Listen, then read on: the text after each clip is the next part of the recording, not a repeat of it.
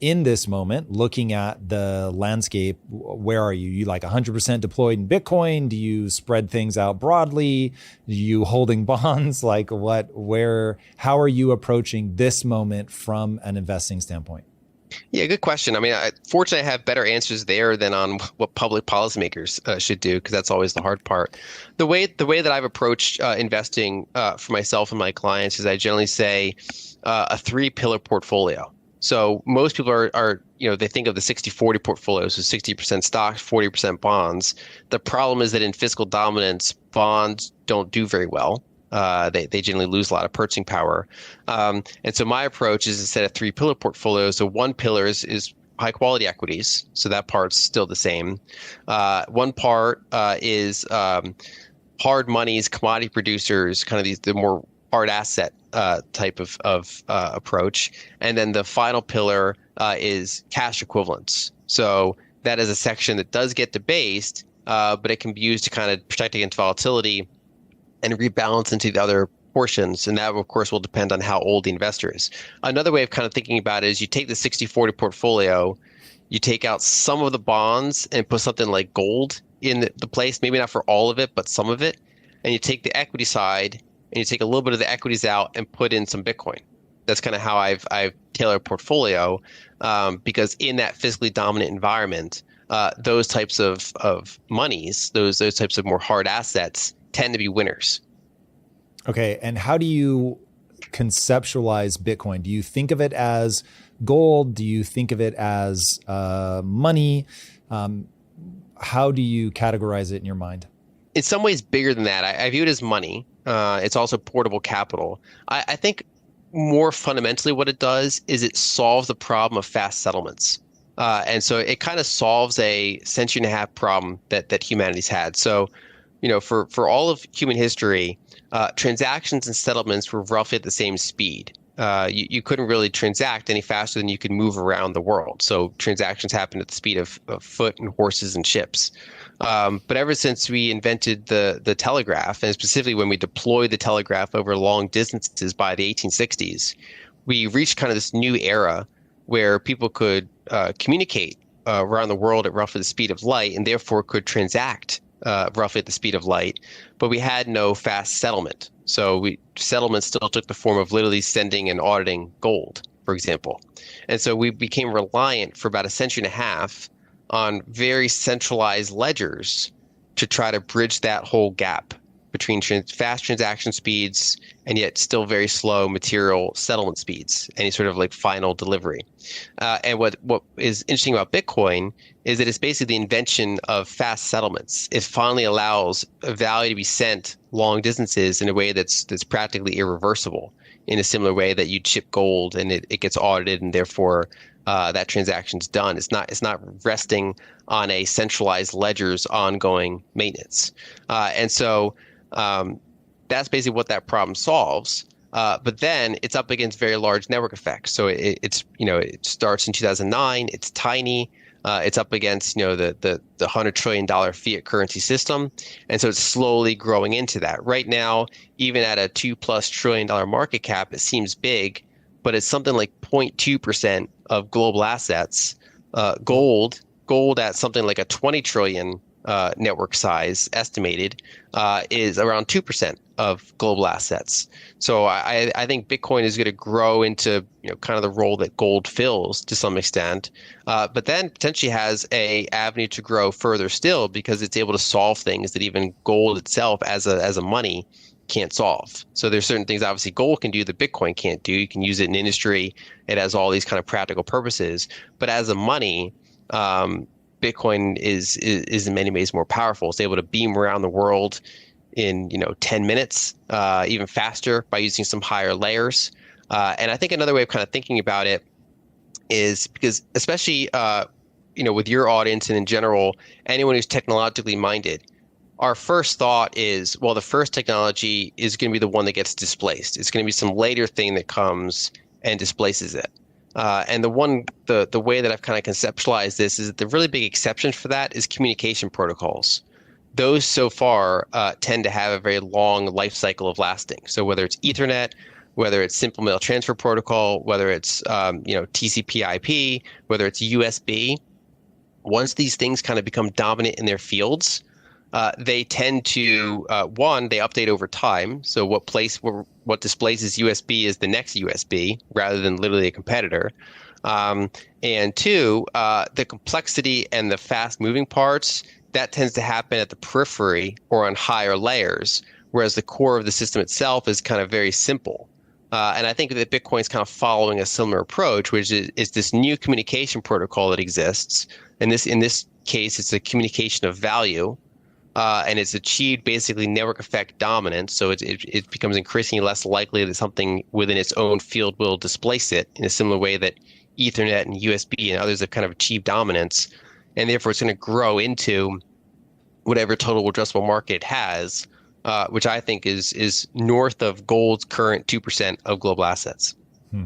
What do you think about people that aren't, they either aren't sold or don't care about it as a transactable thing, but they think instead of it as a store of wealth? Does that seem silly, or because Bitcoin is not transacted like money is right now?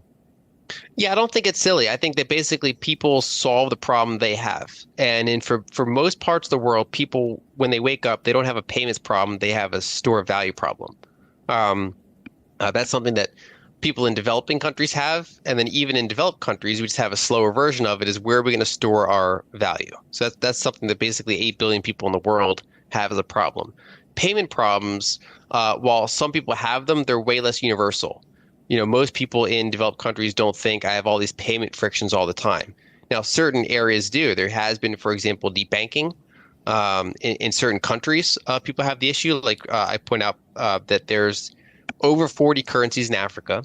There's over 30 currencies in Latin America. So we can imagine in the United States, if every state had a currency, and imagine all the cross-border frictions, not just in terms of payments, but in terms of cross-state lending and things like that. So if an entity in New York wants to lend to an entity in Michigan, and you're balancing 50 different currencies, and so a lot of the world actually kind of lives under that type of friction-filled system.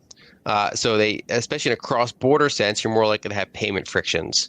So I think that the problem that Bitcoin is kind of filling into, the thing that it's solving, is more that portable store value problem. So it's portable capital.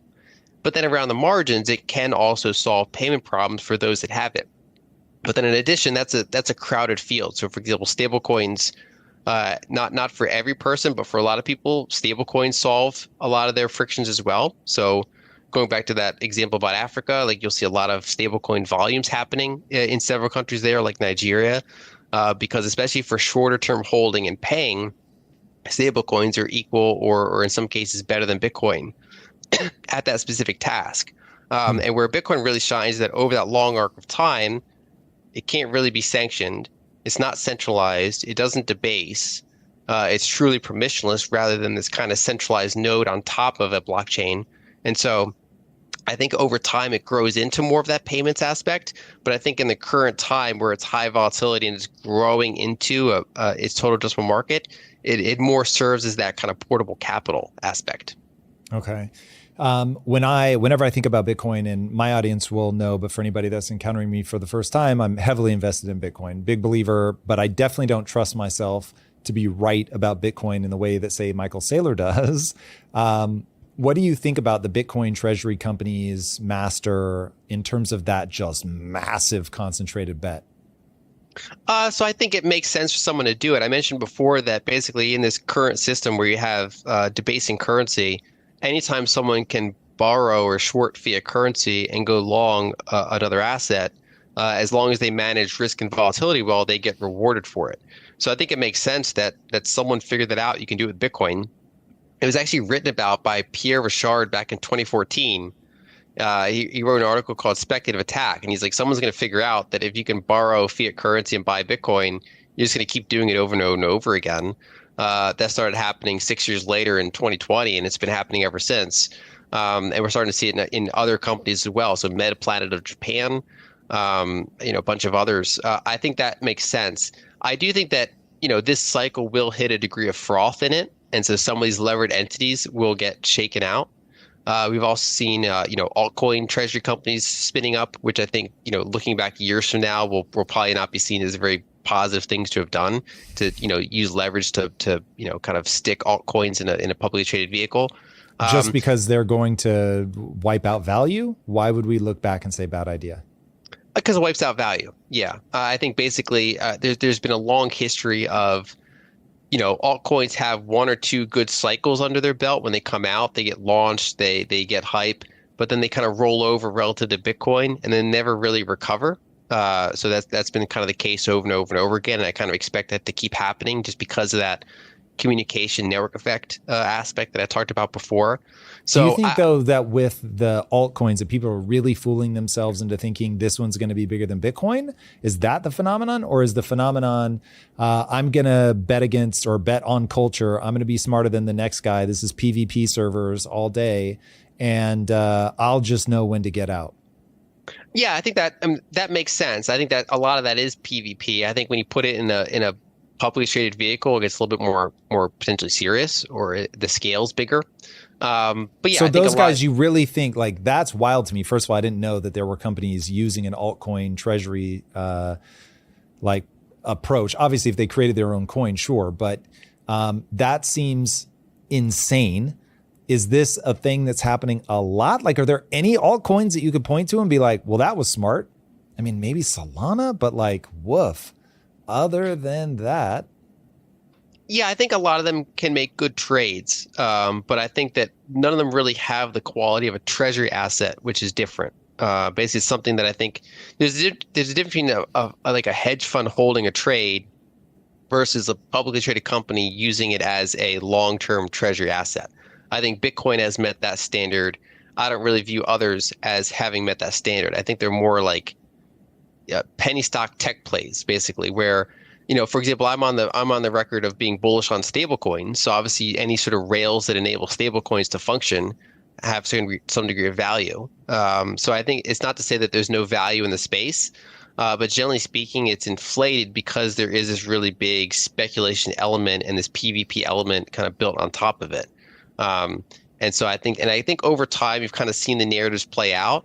And now the narratives in that whole space are pretty weak outside of stablecoins and certain other forms of tokenization.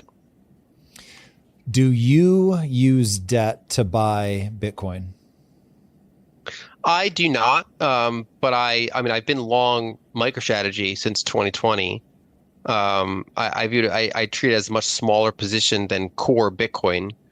And then anyone who has optional leverage that doesn't get rid of it is in some ways using leverage to buy assets. So, for example, I have purposefully I have mortgages attached to properties because if I can short fiat currency at 3% for the long term, I figured instead of selling stocks or selling Bitcoin to pay that off, I'm kind of indirectly slightly levered on assets. But for the most part, I let other proxies do it for me. I let MicroStrategy do that for me rather than myself hold Bitcoin in debt.